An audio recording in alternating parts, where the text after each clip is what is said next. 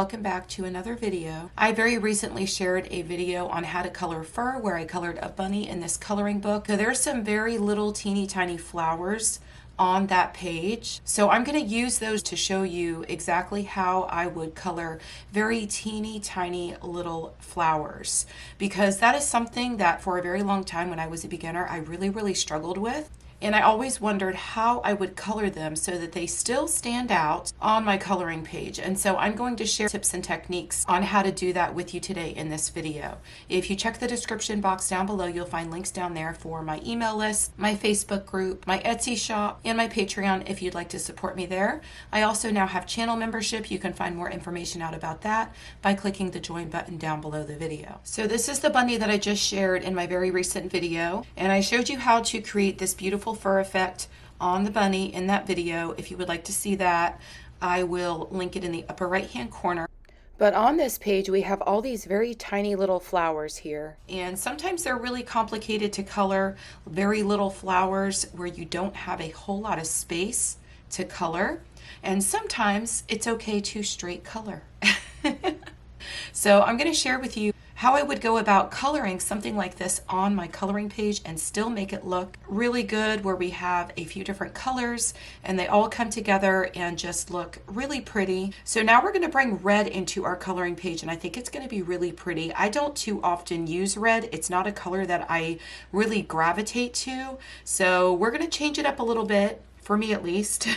And I am going to color some of these in shades of red, and I'm going to show you exactly how I do it so that these little teeny tiny spaces still look really good. So I grabbed a couple colors here. So the colors that I found worked best were hot pink, and then I thought maybe I could add a little bit of deco pink in with this if I could possibly fit it into one little tiny space. I'm going to try that and see what happens. And then I have Scarlet Lake, and I have Carmine Red, which is quite a bit different than the Scarlet Lake. You need to make sure your tips of your pencils are very sharp, because we've got very small little spaces we need to color in here. My poor hot pink is so small now, as is my deco pink.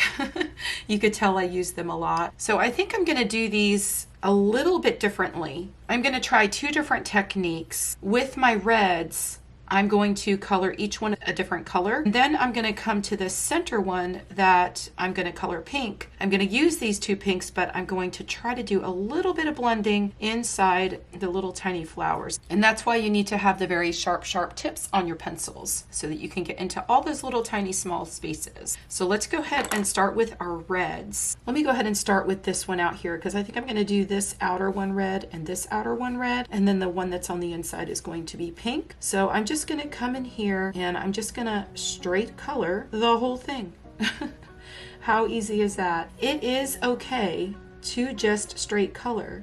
And the way I'm going to get around this is I'm going to color each one a different red. Scarlet Red is a little bit more of a darker, vibrant red. And then the Carmine Red has quite a bit of orange in it. So I'm going to go through here and I'm just going to color all these in. And I'm sort of just skipping over some so that I don't have any of them that are the same color next to one another. Now I have my Carmine Red. Now I'm going to come back with my Scarlet Lake, and I'm going to go over these one more time and just create another layer with this color. Now I'm going to come back with the Carmine Red, the one that has a little more orange in it. It's a little bit brighter and a little bit more vibrant, and I am going to color all of these in and just add a second layer. So now all of our flowers are colored in, and we just straight colored them. Now I'm going to come over here to the other side and I'm going to do the same thing.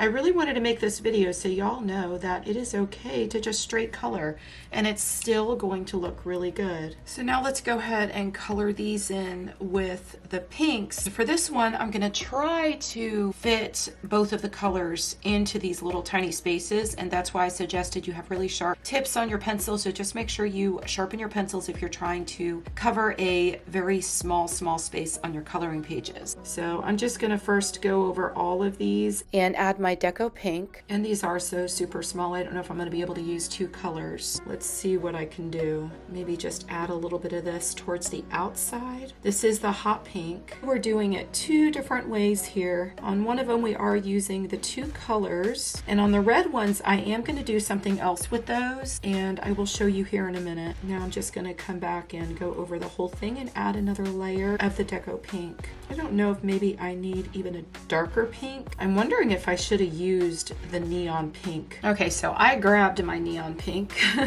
and you know what I was thinking while I was doing this is that if you wanted to use Crayolas, which work really well on this paper by the way, there are some really beautiful, vibrant, dark, unique colors in the Crayolas, specifically the 150 set, and they would really make these pop. Okay, so I think that neon pink really helped it to pop just a little bit more. So now to bring it all together, we really need to color in the stems here, and I'm just going to color those green. I'm going to pick out some greens so that we could get a better idea of what it looks like once it's a little bit more complete. And again, these are very small spaces, so I'm not going to be able to use more than two colors.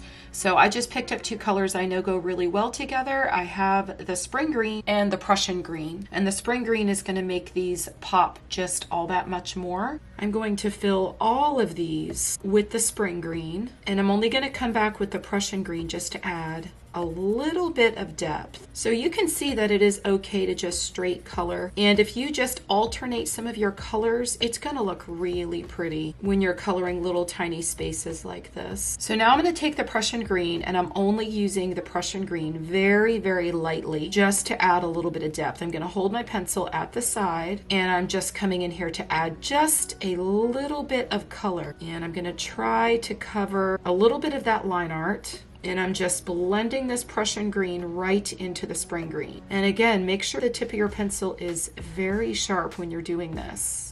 And then down along the stem, I'm just going to come in here and go very, very lightly. So you can see the difference between this one and these over here that just had the one color. And you can see that this one has a whole lot more depth here. And I'm going to do the same thing to all the rest of them. And I'm going to do the same thing over here on this stem. But I'm just going along the side just like I did with the last one. But you could see even with two colors, it makes a huge difference. And I'm not doing that much blending. I'm going to use the same colors for the leaves. And I'm just going to do the same thing. I'm going to lay a base of the spring green, and I'm just going to cover the whole entire thing because these leaves are pretty small too. And then I'm just going to come back with the Prussian green, and I'm going to add a little bit of depth just by lining some of the lines that were already put there by the artist. And that's just very easy and simple. You don't have to be extra artistic when you're doing this. You're just blending the one color into another and using the artwork or the line work that was already put there by the artist just to create that extra depth by going over those lines and then pulling the darkest color down into the lightest color. And then you could always come back with the spring green and go over that just to blend the two colors into one another.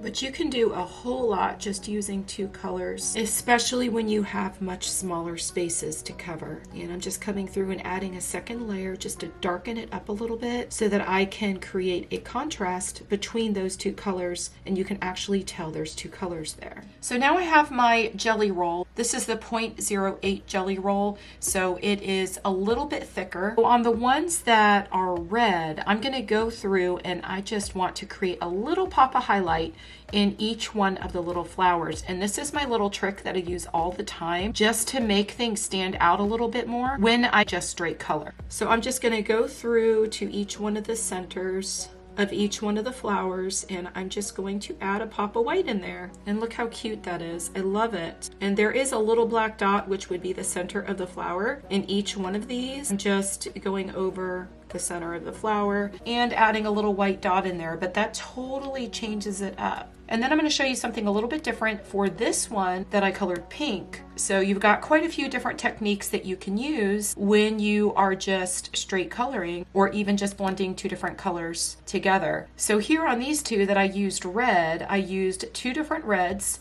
just so that each one of the little flowers stands out from one another. And then I came back with my white gel pen and I added a little pop in each one of those little tiny flowers just to make them stand out just a little bit more. So this one that I used 2 colors, I guess I ended up using 3, but really with the neon color I came right over where I used the hot pink. So technically it's still 2 colors, and if I were doing it all over again I probably would have just used the neon pink and the deco pink. So for this one I'm going to show you another technique that I would use to make those stand out a little bit more as well. How many of you knew that it was coming?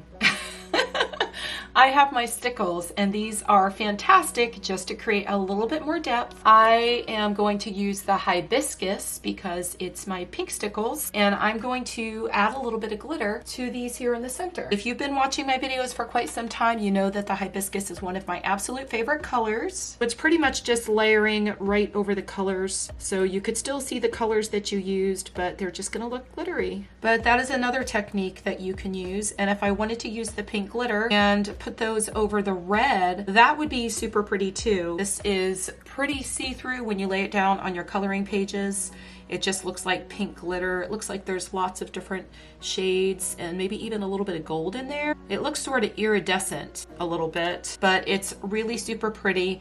I'm not going to do it in this video because I really just wanted to share 2 different techniques. If you were going to go with the 2 different colors, you could add the glitter. If you were just going with the one color and alternating your colors, you can add the little white dot in there. That will make the object on your coloring page stand out just a little bit more. But if you are following this tutorial and you want to color your flowers, you can go ahead and take some pink stickles and put them right over the red flowers too, and that would really help them to stand out and it would look really pretty. I hope this video was helpful in showing you a couple different techniques that you can use to cover the space on your coloring pages when you just have a very tiny little bit of space. As you can see here in this example, I showed you 2 different ways you can do it. So we've got the red flowers that I just alternated the colors and then came back in with the gel pen and added that little white dot so that they could stand out. And then I have the pink ones in the center where I used 2 colors and then just added the stickles right over the top. And I love both of them. If I had to choose one, I probably, of course, would say that I like the one with the stickles better. Y'all know that I am stickle obsessed. If you all want stickles for yourself, I always have the link down in the description box below where you could get them for the absolute best deal. If y'all enjoyed this video, please do give it a thumbs up, and I will see you in the next one. Happy coloring. Bye.